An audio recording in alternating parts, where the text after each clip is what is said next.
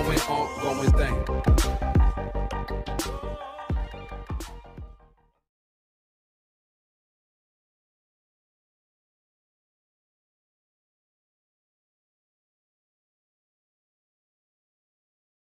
Assalamualaikum warahmatullahi wabarakatuh.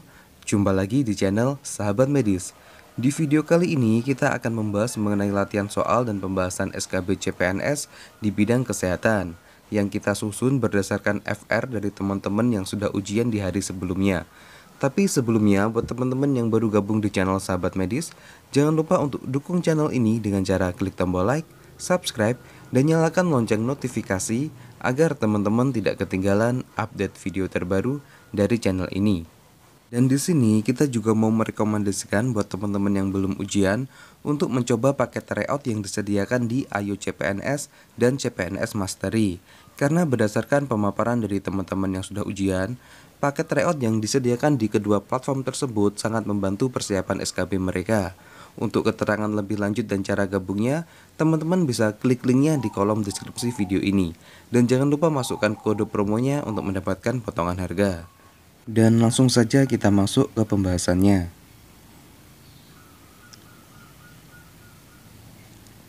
Pada video kali ini, FR yang akan kita bahas meliputi yang pertama, jenis narkoba yang memberikan efek halusinasi. Kedua, tempat penyimpanan dan suhu simpan vaksin. Ketiga, ruang isolasi penyakit SARS. 4. Misi Kementerian Kesehatan periode 2015-2019. 5. Pasal di Undang-Undang Kesehatan tentang menghormati hak orang lain untuk mendapatkan lingkungan sehat. 6. Masa simpan vaksin BCG yang sudah dilarutkan. Dan yang ketujuh, tahap rehabilitasi narkoba. Langsung saja kita masuk ke pembahasan yang pertama.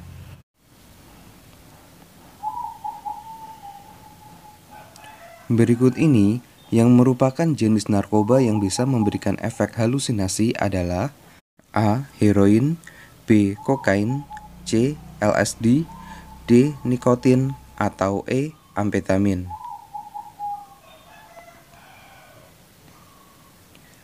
Dan jawaban yang paling tepat adalah C. LSD. Narkoba berdasarkan efeknya kita bagi menjadi 3, yaitu golongan depresan, stimulan, dan halusinogen. Untuk opsi A, heroin, ini merupakan salah satu contoh narkoba dari golongan depresan. Sedangkan untuk kokain, nikotin, dan amfetamin merupakan contoh narkoba dari golongan stimulan. Kita lanjut ke soal berikutnya.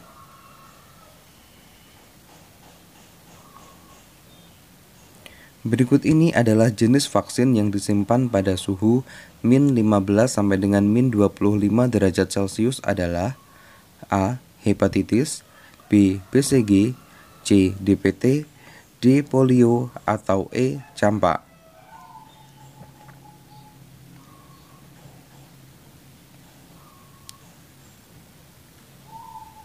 Jawaban yang paling tepat adalah D. Vaksin polio.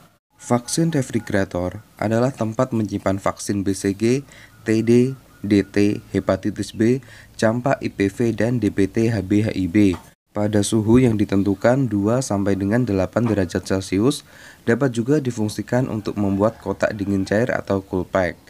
Sedangkan freezer adalah untuk menyimpan vaksin polio pada suhu yang ditentukan antara min 15 sampai dengan min 25 derajat Celcius atau membuat kotak es beku atau cool pack. Kita lanjut ke soal berikutnya.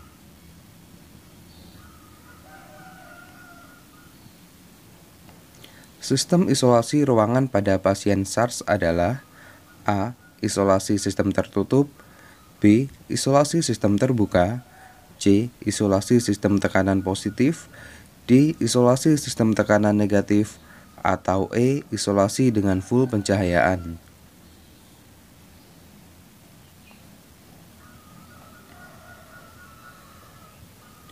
Jawaban yang paling tepat adalah D. Isolasi dengan sistem tekanan negatif. Sekarang kita akan bahas mengenai perbedaan antara isolasi tekanan positif dan isolasi tekanan negatif. Ruang isolasi yang menggunakan tekanan udara negatif digunakan untuk pasien infeksi yang penularannya bisa terjadi lewat udara. Dengan tekanan negatif ini, Udara dari dalam ruang isolasi yang mungkin mengandung kuman, penyebab infeksi, tidak keluar dan mengontaminasi udara luar. Sedangkan untuk ruangan isolasi yang menggunakan tekanan udara positif, digunakan untuk pasien yang rentan mengalami infeksi. Tekanan udara positif didapatkan dari udara bersih yang telah disaring dan dibersihkan, kemudian dipompa ke dalam ruangan terus-menerus. Hal ini membuat udara yang masuk ke ruangan isolasi tetap steril. Kita lanjut ke soal berikutnya. Visi Kementerian Kesehatan periode 2015-2019 mengikuti visi pemerintah yang diwujudkan dalam 7 misi pembangunan berikut ini, kecuali A. Mewujudkan masyarakat maju, berkesinambungan dan demokratis, berlandaskan negara hukum. B. Mewujudkan politik luar negeri bebas dan aktif, serta memperkuat jati diri sebagai negara maritim. C. Mewujudkan kualitas hidup manusia Indonesia yang tinggi, maju, dan sejahtera. D. Mewujudkan Indonesia yang berdaulat, mandiri, dan berkepribadian berlandaskan gotong royong. Atau E. Mewujudkan bangsa yang berdaya saing.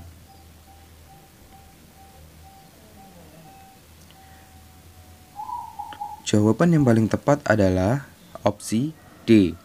Mewujudkan Indonesia yang berdaulat, mandiri, dan berkepribadian berlandaskan gotong royong. Untuk opsi D ini merupakan visi Kementerian Kesehatan tahun 2015-2019 yang mengikuti visi pemerintah. Dan berikut ini adalah penjelasan dari 7 misi pembangunan Kementerian Kesehatan. Dalam rencana strategis Kementerian Kesehatan 2015-2019 tidak ada visi dan misi, namun mengikuti visi dan misi Presiden Republik Indonesia, yaitu terwujudnya Indonesia yang berdaulat, mandiri, dan berkepribadian berlandaskan gotong royong. Upaya untuk mewujudkan visi ini adalah melalui 7 misi pembangunan, yaitu yang pertama, terwujudnya keamanan nasional yang mampu menjaga kedaulatan wilayah, menopang kemandirian ekonomi dengan mengamankan sumber daya maritim dan mencerminkan kepribadian Indonesia sebagai negara kepulauan. Yang kedua, mewujudkan masyarakat maju, berkesinambungan dan demokratis berlandaskan negara hukum. 3. Mewujudkan politik luar negeri bebas dan aktif, serta memperkuat jati diri sebagai negara maritim. 4. Mewujudkan kualitas hidup manusia Indonesia yang tinggi, maju, dan sejahtera. 5. Mewujudkan bangsa yang berdaya saing. 6. Mewujudkan Indonesia menjadi negara maritim yang mandiri, maju, kuat, dan berbasiskan kepentingan nasional. Serta yang ketujuh, mewujudkan masyarakat yang berkepribadian dalam kebudayaan. Kita lanjut ke soal berikutnya. Setiap orang berkewajiban menghormati hak orang lain dalam upaya memperoleh lingkungan yang sehat, baik fisik, biologi, maupun sosial. Hal ini diatur dalam Undang-Undang Kesehatan Nomor 36 Tahun 2009, khususnya pasal ke A. Pasal ke-9, B. Pasal ke-10, C. Pasal 11, D. Pasal 12, atau E. Pasal 13.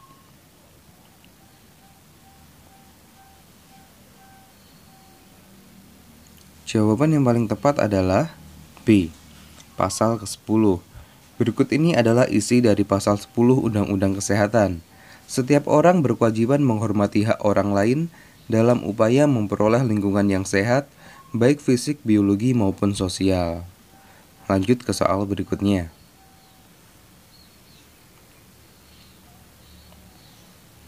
Setelah dilarutkan, vaksin BCG harus segera digunakan. Bila tidak segera digunakan, vaksin bisa disimpan dalam suhu 2 sampai dengan 8 derajat Celcius dengan masa simpan maksimal selama A. 1 jam, B. 3 jam, C. 6 jam, D. 24 jam, atau E. 2 kali 24 jam. Jawaban yang paling tepat adalah B. Maksimal selama 3 jam. Berikut ini adalah aturan penyimpanan vaksin BCG. Vaksin BCG beku kering harus disimpan pada suhu 2 sampai dengan 8 derajat Celcius. Vaksin dan pelarut harus ditransportasikan bersamaan. Pelarut tidak boleh dibekukan, tetapi disimpan pada suhu kamar. Vaksin harus dilindungi dari cahaya. Untuk masa kadaluarsa vaksin BCG adalah selama 1 tahun. Vaksin BCG yang sudah dilarutkan sebaiknya digunakan segera, paling lambat 3 jam setelah dilarutkan. Apabila masih bersisa, maka harus dimusnahkan. Lanjut ke soal berikutnya.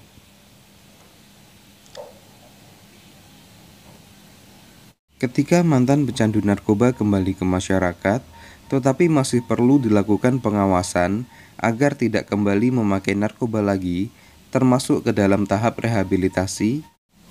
A. Tahap rehabilitasi medis. B. Tahap rehabilitasi non-medis. C. Tahap rehabilitasi keluarga. D. Tahap rehabilitasi bina lanjut. Atau E. Tahap rehabilitasi total. Jawaban yang paling tepat adalah D. Tahap rehabilitasi bina lanjut. Terdapat 3 tahap rehabilitasi pengguna narkoba. Pada tahap yang pertama adalah tahap rehabilitasi medis atau detoksifikasi. Dokter akan memeriksa kesehatan fisik dan mental pecandu. Dari hasil pemeriksaan, dokter kemudian bisa memberikan resep obat tertentu untuk mengurangi gejala sakau. Kemudian tahap yang kedua, tahap rehabilitasi non-medis. Pada tahap kedua ini dilakukan di tempat rehabilitasi narkoba yang tersebar di seluruh Indonesia. Saat berada di tempat rehabilitasi ini, pecandu akan dipulihkan agar bisa kembali normal dan terbebas dari narkoba yang berbahaya. Kemudian tahap yang ketiga, tahap bina lanjut. Pada tahap ini, pecandu sudah bisa kembali ke lingkungan, namun akan tetap diawasi sehingga nantinya mantan pengguna ini tidak tergoda untuk kembali ke jalan yang salah.